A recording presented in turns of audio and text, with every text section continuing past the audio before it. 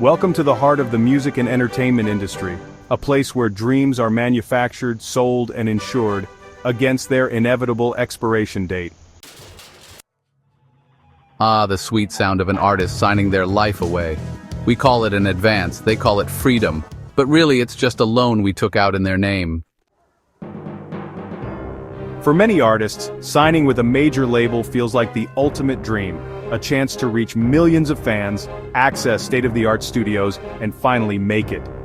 The allure of a major label deal is undeniable. It promises not just fame, but also the resources to create music at the highest level.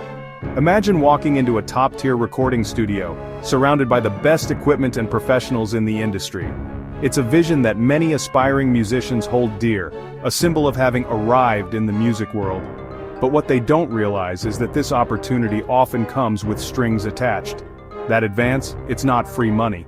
The contract, often filled with legal jargon and fine print, can be a minefield for the uninitiated.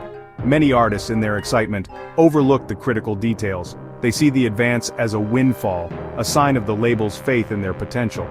However, this advance is more of a financial trap than a gift. It's a loan that the artist is obligated to repay, often under terms that are far from favorable. It's a loan, one that must be paid back in full before the artist sees a single dollar of profit. This repayment isn't just about the advance. Every expense incurred during the production and promotion of the album is added to the artist's debt. Studio time, marketing campaigns, even the cost of catering during recording sessions. All of it is charged to the artist. The financial burden can quickly become overwhelming, especially if the album doesn't perform as expected. We don't use our own money to fund artists. Why would we? From a business perspective, it makes perfect sense. Record labels are in the business of making money, not spending it. By leveraging bank loans, they minimize their own financial risk while maximizing potential profits. This strategy allows them to sign multiple artists, increasing the chances that one will become a major success and generate significant revenue. We take out bank loans and call it their budget. It's all leveraged.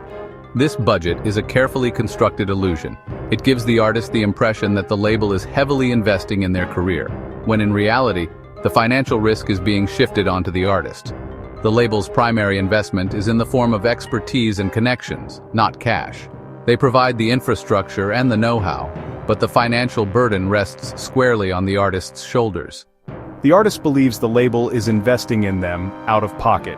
This belief is reinforced by the grandeur of the label's offices, the professionalism of their staff, and the apparent generosity of the advance.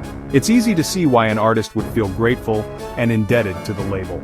They are led to believe that the label is taking a significant financial risk on their behalf, fostering a sense of loyalty and obligation. In reality, the label is leveraging loans from banks and passing the debt on to the artist. This financial sleight of hand is a standard practice in the industry. The label's primary concern is protecting their own bottom line. By using bank loans, they ensure that their own capital remains untouched, while the artist is left to navigate the complexities of debt repayment. This arrangement can lead to significant financial strain for the artist, especially if their music doesn't generate enough revenue to cover the costs. Every dollar spent on production, marketing, or even catering is added to the artist's tab.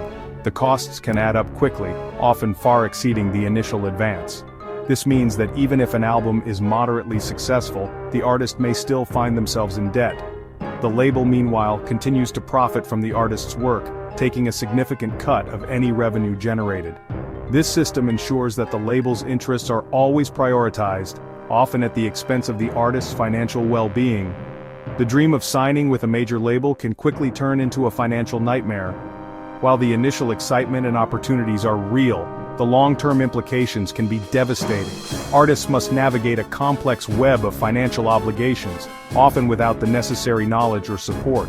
It's a harsh reality that many only realize once they are deeply entangled in debt. The illusion of budget, while enticing, can ultimately be a trap that stifles creativity and burdens artists with financial stress.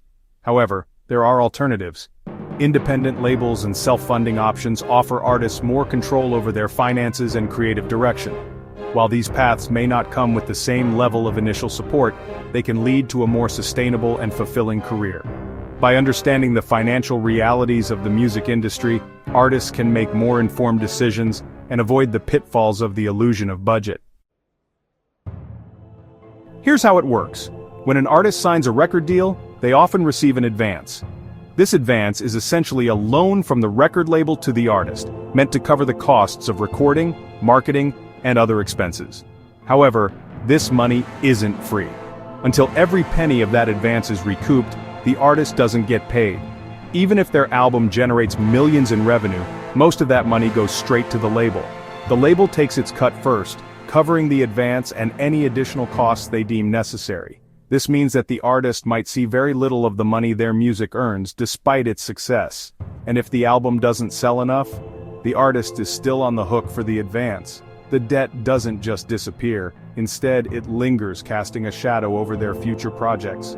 The debt carries over into their next project.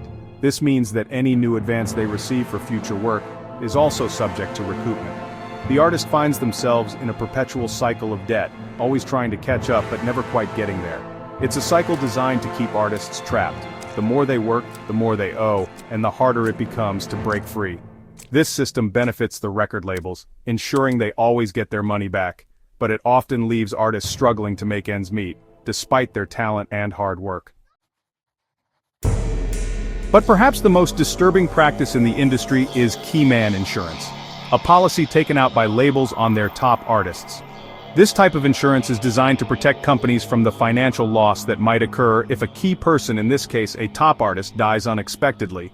While it might seem like a prudent business move, the implications are far more sinister.